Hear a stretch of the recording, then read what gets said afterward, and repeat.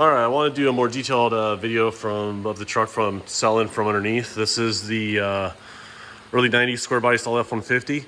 For equal length beams from Giant. I do have the equal length steering as well.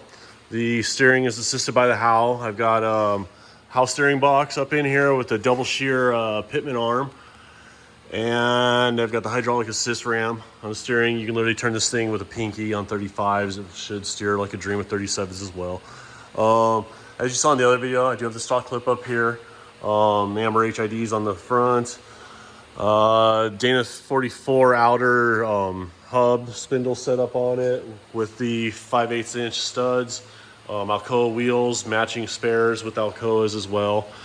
As I mentioned in the other video, got right core shocks, 3.25 inch diameter bypass up front, 2.5 inch coilovers up front. The truck hasn't really been ran much. It hasn't been ran in 6 years. It hasn't been ran at all since a lot of new parts have been put on, and a new freshen up and prep on the whole truck. But it has been ran previously. The front shocks are close to being valved in or dialed in on valving. It needs a little bit faster rebound, but other than that, they're pretty darn rare. The rear shocks, as I'll go over in a little bit, are brand new. They are going to need valved.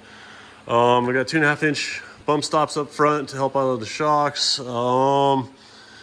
Key parts are safety wired on the truck. It's fully prepped. All the nuts and bolts have been marked, paint marked or whatever, so you can do a quick check for, stuff's loose. It does have limit straps up front.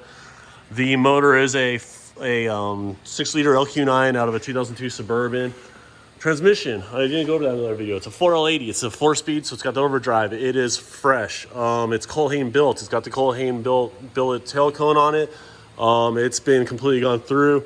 There's no electronics in it. It's 100% manually shifted, manually ran transmission. I've got MagnaFlow dual exhaust, brand new, whatever street miles it has, hardly any.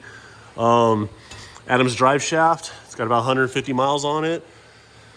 Giant links on the rear. As I mentioned just a bit ago, it is on ADS shocks in the rear. They are 100% brand new other than some street miles, 3-inch bypass, 2.5 inch coilover. Rear axle is basically brand new other than some street miles. Cambric full floater, fully trussed obviously, 4-linked in the rear as you can see. 2.5 inch cambric hubs. It's got 40 spline shafts with 300M alloy shafts. They're the expensive ones. We used to break standard ones in our race trucks, so I jumped up to 300Ms on this one. Limit straps are brand new on the rear. Does have 2.5 inch king bumps on the back, and everything else you pretty much could see from the top as far as the rear goes. It does have a strange third member, completely fresh, minimal, just some street use on it. It's 510 gears inside, spool, has a skid plate. Other than that, I think that's a pretty good once over on it. Steel braided lines everywhere. What else do we have under here? As I mentioned, all the lights work, except for the turn signals. All the aluminum panels for the wheel wells and the inner areas are all on Zeus's. The truck comes apart really easy. Zeus panels, Zeus fasteners hold just about everything on, including the dash, the center console, the fenders, the bed sides, the inner wheel wells in the back. The truck has about, I want to say 21 inches of travel in the front and 29 in the rear, if I remember correctly. I've got notes on all of this stuff. I've got some spare parts, some from the build. I have a spare starter. Well, I know I've got one in the trunk area.